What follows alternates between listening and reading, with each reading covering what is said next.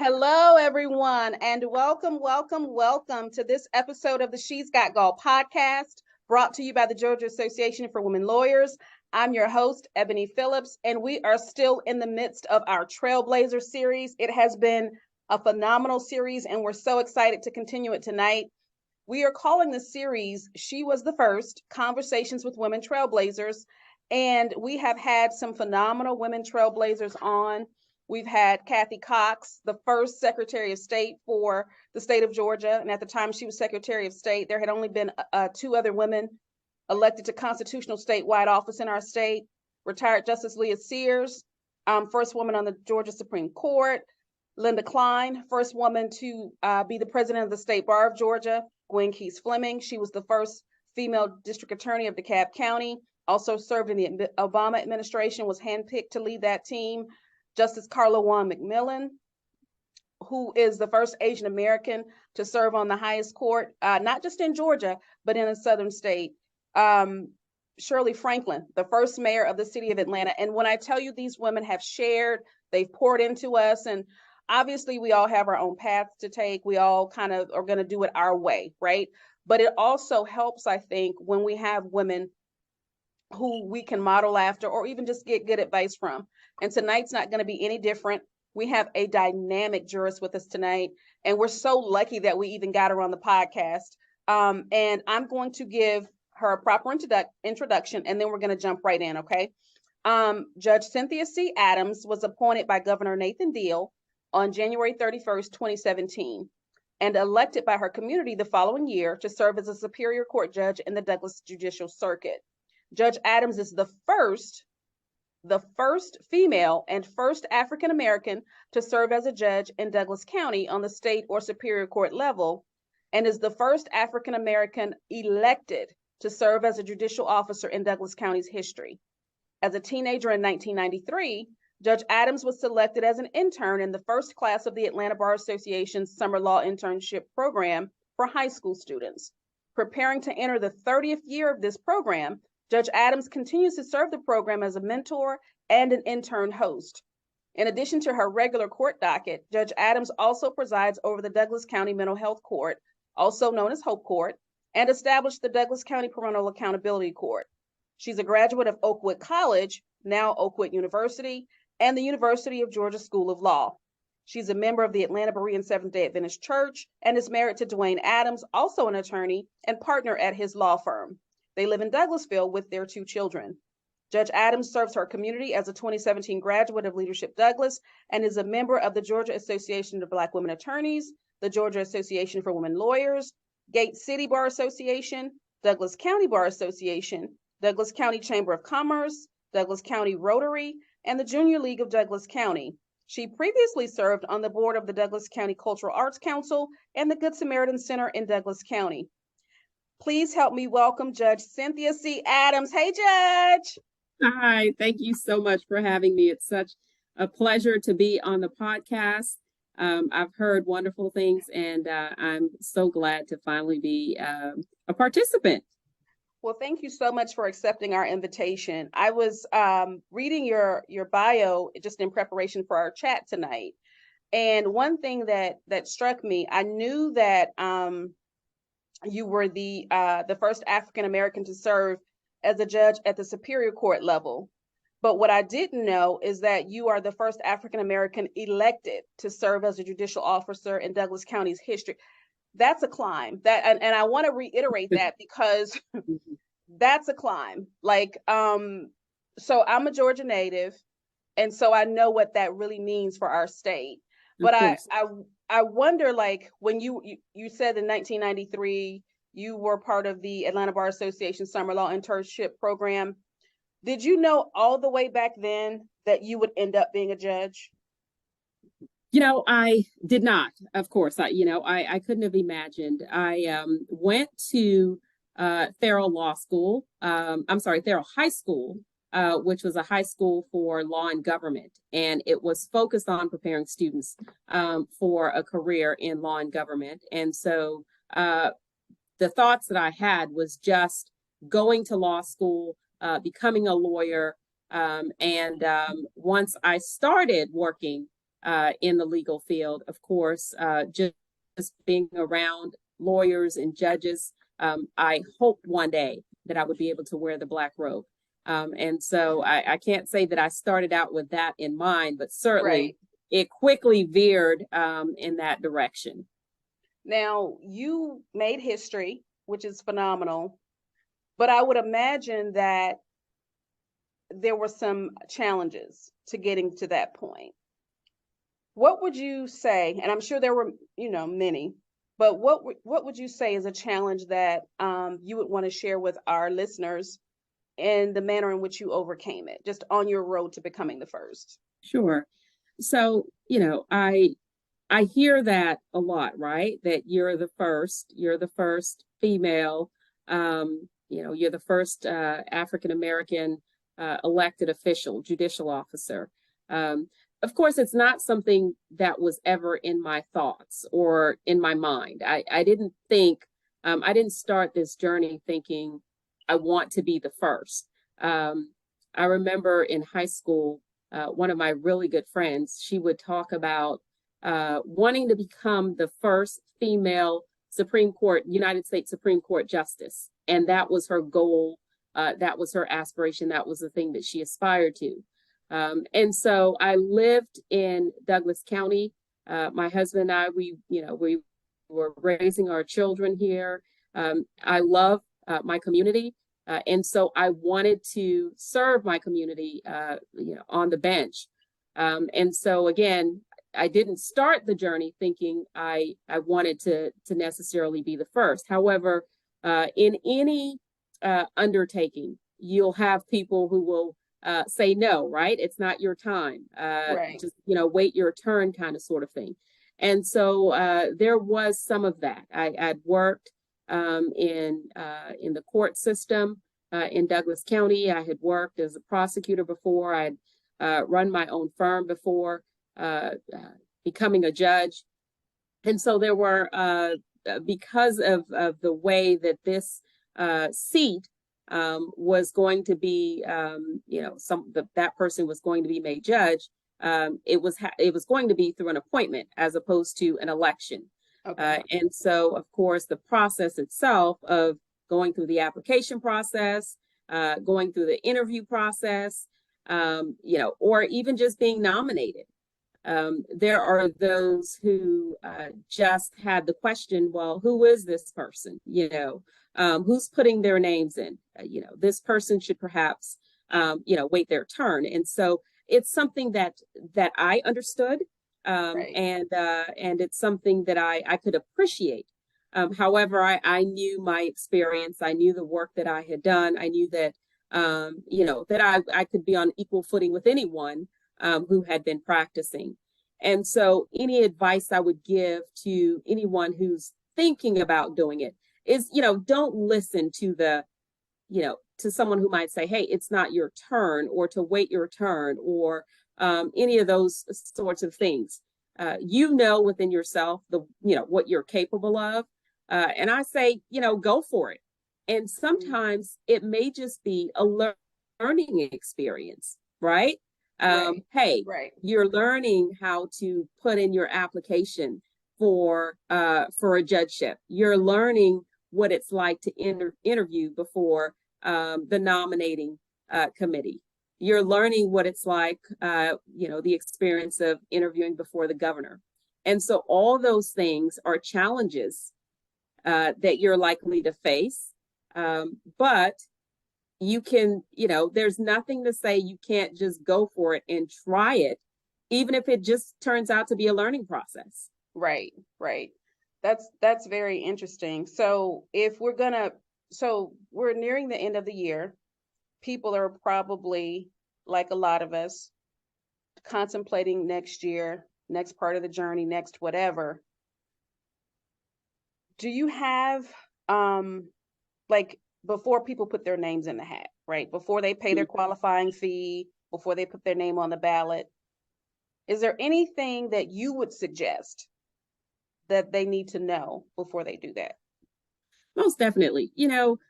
We're public servants. These roles that we're in, it's not just doing a job, right? You're serving the public. And so the public that you are going to be serving, be a part of that. You know, Okay. don't just don't just say, hey, there's an opening and there's a good chance that I can get it. Be a part of your community, be involved in your community, know your community, because these are the people that you will be serving. So Right. you want to know whether or not this is something that, this is something that you want to do. Yeah. So become involved in different organizations that are part of your community. The second thing I would say is know the job that you're putting your name in for, right? Uh, Before we, when we go to college and we major in certain areas, we don't just pull things out of the hat. We try to find Mm-hmm. out whether or not it's something that we're interested in, whether or not it's something that we will enjoy doing. And Right. so it's not just a job. It needs to be something that that you are going to be committed to, because a lot of these roles, especially being a Superior Court judge, can be very intense. It can be very rewarding, but at the same time, it's a very intense position. And so, whether it's Superior Court judge or whatever the position is that you're putting your name in for, know what that job is about. Know what it entails. Know Yeah. what your day to day, is going to look like. Right. Um, and then finally, I'll say, there's an old saying, if you do what you love, you never work a day in your life. Yeah. And it's true, right? Because when you think about it, we spend a majority of our time at work. We Mm-hmm. don't spend a majority of our time at home or with our Right. family. The Right. bulk of our time is spent in the office at work. And so make sure it's something that you love. You would hate to commit yourself to something, tell the people that you want to be elected for something, and then you just hate it. And, as a result of hating it, you don't do your best. Um, Mm. if it's something that you enjoy doing, you're going to want to come to work. You're going to want to do the work for the people, and you're going to always put your best foot forward. Right. Right. I think that's great advice. And the one thing that I'll say is that when you said know the job beyond the job description, but know what the day to day would look like, I think that is some sage advice, because you're right. We spend most of our time at work, and it Mhm. will reflect. Right. If you don't want to be there, it definitely will reflect in your work product. I feel Exactly. that. I feel Exactly. that. So you were talking about being a part of your community, and I read your bio, and you are everywhere all the time, all things Douglas, all things women lawyers, and I see it. I see that it's not just talking for you. You are actually working action.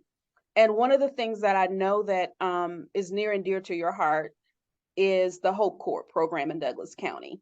Right. Um, Tell the audience what that is, your role in it, and why you do it. All right. So it's an acronym, HOPE Court. It's helping our participants in the cycle. And there are many reasons why we came up with a term that's different from what we actually do, right? It's a mental health court program. It's an accountability court. It's a diversion program to divert individuals out of the Department of Corrections, the rotating door of that revolving door of being involved with the criminal justice system, because of whether it's substance abuse, mental health illness. We chose the name Hope Court for many reasons. And this was a collaboration with the team, Ms. Phillips being part of that team, of course. But this is a collaboration of trying to find a way to not make those who are part of the program feel stigmatized because of who they are and what they're dealing with, right? And so it's the hope of not being part of that revolving door. It's that hope of reuniting with your family, of learning how to live in society and be a member of society, and not have to turn to illegal substances to survive, understanding what it means to be on your medication, and just understanding how to cope. You know, and it's not, when I think about it, as the presiding judge of this program, which is why, you know, it's so near and dear to my heart, because when I think about it, and as a judge, I see all the people who come before the courts and all the issues that they have. And, you know, when they stand before me, I don't hear all of the stuff that brought them there, that caused them to be there, right? But you can imagine that people who end up in the criminal justice system, they have a lot of stuff that they've dealt with that we may not know about. And so this program, these accountability courts, like the Hope Court program, gives me an opportunity to learn about the stuff that brought them before the court, right? Right. And then to help them work through that stuff, and learn how to deal with that stuff. And of course, I'm just the presiding judge. It's the whole team of experts, like, you know, the prosecutor, who says, yes, this person is appropriate for the program, and the defense attorney who says, okay, let's try to figure out how to get this person into the program, and treatment who says, okay, let's figure out what this person needs and the medication and so forth, and surveillance who make sure that they're where they're supposed to be. So it's this team effort. And, you know, I always talk about our Hope Court team as a team, because it can't work with just one person, right? It takes all of the team to work together to be able to help these folks that come before the court. And then you hear the amazing stories, right? Of families being reunited, and, you know, being, you know, not in custody for the first time during the holidays. Right. And you can't help but to feel that you had some small part in that, and to want to keep doing it, because you keep thinking, well, we got that one person, there are so many more behind them that we need to get. So you can see that I'm a little passionate about it. Absolutely.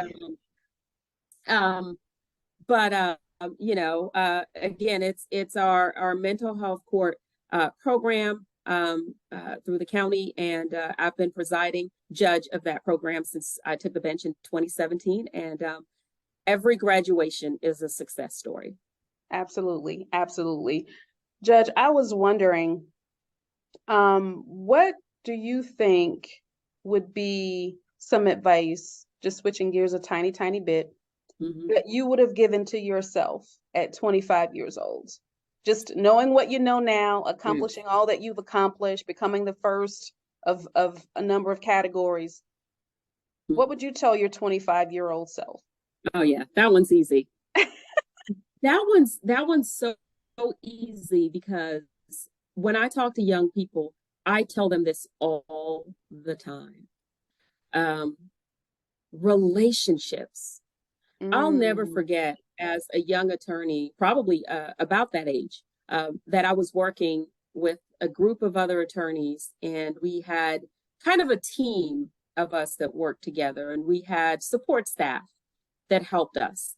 I recall a conversation that we were having amongst ourselves, the group of attorneys, and we mentioned one of the support staffs.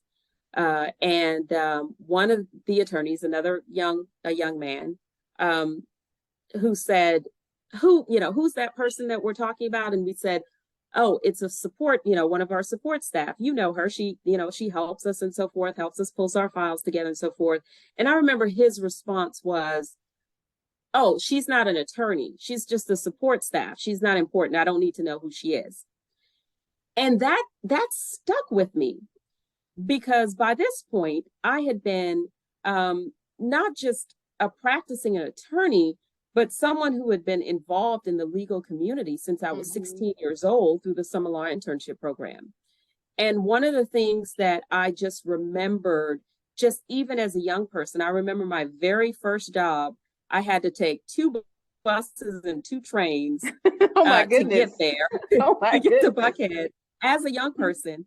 But one of the things that I remembered working there was just building relationships. Mm-hmm. And I remember making sure that I knew the name of every person that was at the firm and what their role was.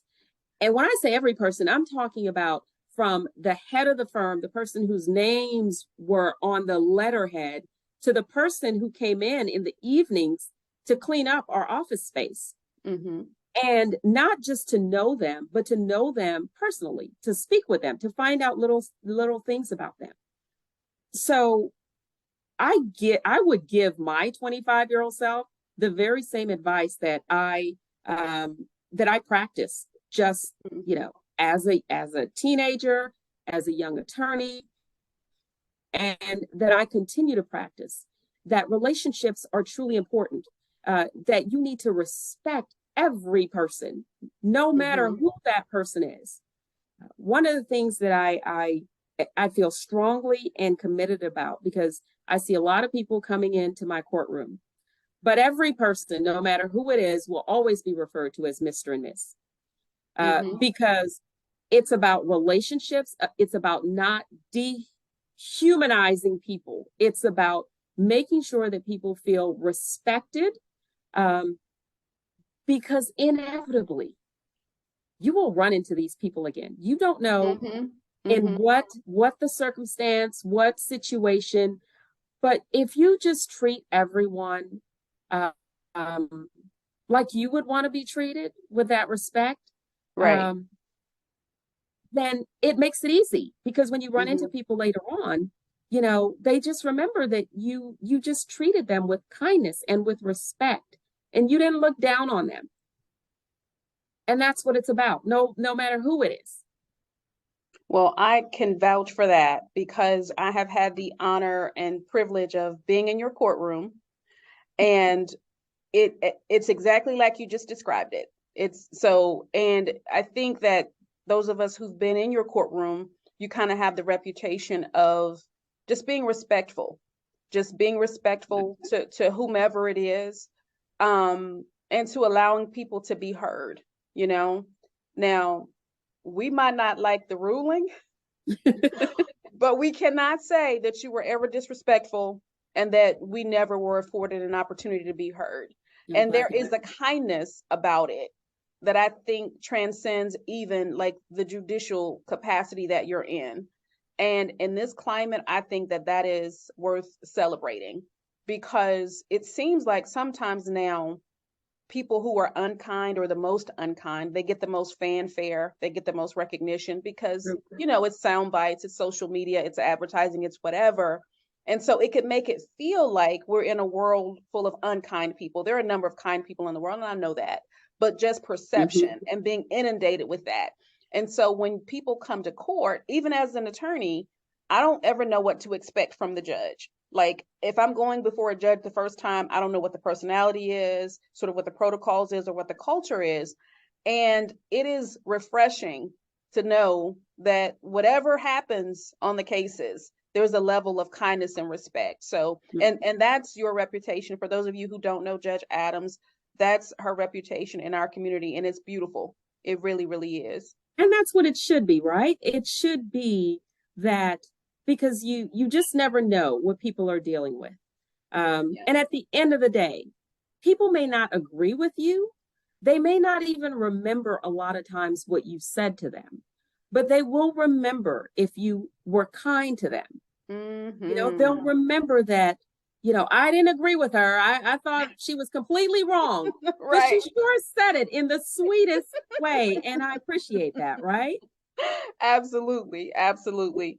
Judge, we're going to be wrapping in a couple minutes. I just have a couple more questions for you. I know you have a lot that you have on your plate. So again, thank you for stopping by. But to be a little less career topic wise now, I wondered, so two things. Well, let me phrase it this way. I don't want to presume the answer. Do you think that the journey to becoming the first is different for women and men? So personally, I can't say that I experienced or felt anything different, right? Um, I think perhaps it's because of maybe the position that I was seeking. For example, uh, perhaps if I were trying to become the first uh, uh, female president, all right, I think Right. I think of course there would be so much more involved in that, because really, you are becoming the first of something that so many people are focused on, right? Mm-hmm. And even being the first African American female United States Supreme Court justice, right? We saw what a big deal that was, and what it meant to enter that role. Now, not to lessen in any way the fact that I am in the position that I am, because it's one that um, I think about, uh, especially when I talk to young people, Mm-hmm. that I hope that they can look at me and just simply say, "Hey, wait a minute, she did it, so can I." And when I tell them, when I talk to them, I said, "Listen, there's nothing special or remarkable about me at all. Um, I am a public school kid who, worked hard and was told about grades and just focused on education. And so I am where I am." And so I will say to any young person, male or female, listen, the thing that you should keep in mind is that the journey is only going to be as hard as you make it. Oh, Um, wow. you are going to have to, when someone tells you no, you have to think of that not as an answer, but a detour. If someone Mm. says, no, you can't do that, then don't just give up and say, hey, that's the answer. Just think, okay, well, what's another route that I have to take to get to Mm-hmm. where I want to go? And so, I have a daughter and I have a son. And, I tell them, listen, you work hard. You don't limit yourself because of who you are. You know, Right. I think a lot of times that we can limit ourselves. Mm-hmm. I'm just a woman. You know, I'm I'm African American. Can I, should I even go after this? Should I even seek this? This is a a man's role. Um, and I think that we can limit ourselves in our own thinking. And so, as I tell my children and the young people that I talk to, go after it. And when Right. you walk into that room, don't think of it as, hey, I'm walking in here as a woman, or I'm walking in here as an African American, or I'm walking in here as the first. I always looked Mm. at it as I'm walking in here as the best candidate, Right. period. Right. Right. Right. And so I think that all the other stuff, the being the first, um, it just comes with it. It comes with the fact that, hey, you are the best candidate. And so look at that. You also happen to be the first. Right. If that if that Right. makes sense, right? Because I don't think I don't know that, even as I was being interviewed, anyone ever said, hey, you're gonna be the first. And I Right. really didn't stop to think about it, I think, until, people started saying, hey, you are the first African American, you're the first woman. And then you start saying, okay, yes, I do see that. And the joy that comes from that is being that example for others, right? To Right. be being able to say, listen, here's my journey. Here's the Right. roadmap. You don't have to recreate it. Right. Here's the blueprint. Okay. So again, hope That's that very, answers the question. it does. That's very interesting. And so, final question, I promise this time. Uh-huh. What is something, if you feel like sharing, a little known fact about you? I know your bio is, when you're the first, right? Your public Right. bio is everywhere. And so people kind of Right. have that part. But what is a little known fact about you that folks wouldn't just be able to find if they found your bio someplace? Hmm. So let's see. I think most people know that I'm bilingual, right? So if you search, hard enough, you can see that I am fluent in Haitian Creole. My Whoa. Yeah, my parents are from Haiti. And so if you search, you can see m'parle Creole bien, m'parle un petit peu français. So I speak Creole fluently. I read the Creole language. I can read French and understand it a little bit. And so perhaps that's not something that people would know immediately. Sometimes people are very surprised by that. And my goodness, I'm an early riser. My husband jokes that perhaps that should have been one of those things on the checklist that you would ask about before before marrying someone.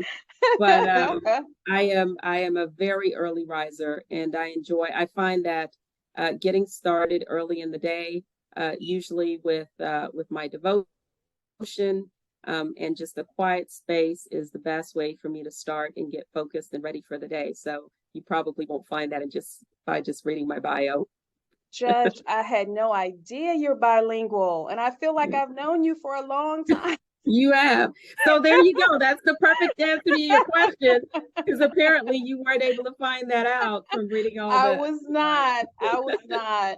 Well, thank you so very much. I don't have any more questions. I would just say that if there's anything that you want to leave our audience with, not a question that I would ask, feel free. I know that we've talked a lot about a lot of stuff, Mhm. but if there's anything that I didn't cover that you want to share, I would love to close with that. Um, but it's certainly up to you. Well, I Georgia Association of Women Lawyers, and I just love, the podcast. She's got GAWL. Um, there's just so much that we can do as women. I think we have this natural ability to sympathize, to multitask, to be able to try to meet somebody's needs.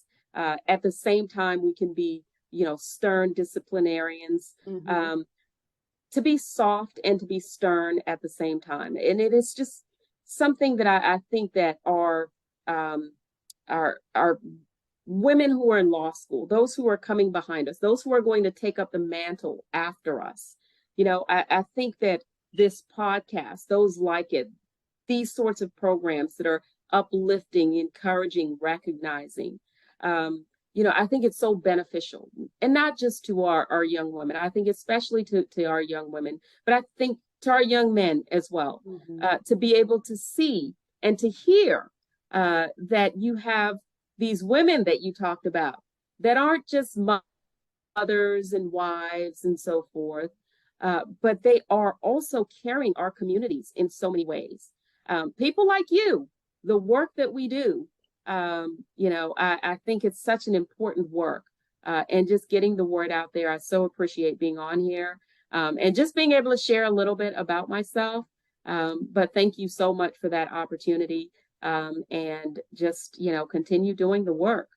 I think it's great for the community, and it's great for not just the legal community, but our community in general. Thank you, Judge Adams. This has been the She's Got GAWL podcast. We are in the midst of our Trailblazer series. She was the first Conversations with Women Trailblazers. If you would like to check out more programming like this, we have a YouTube channel. This will also be on Spotify. GAWL has a website, www, and we're spelling GAWL, GAWL.org. Also, if you'd like to be a member, we'd love to have you. We make it really, really easy. If you go to that website, www GAWL.org. It's right on the homepage. Or if you just want to find out more about sort of what GAWL is about, that's also a great place to look. This has been Judge Cynthia C. Adams. She's a rock star in our community, and we're lucky to have her. Until next time, we'll see you later.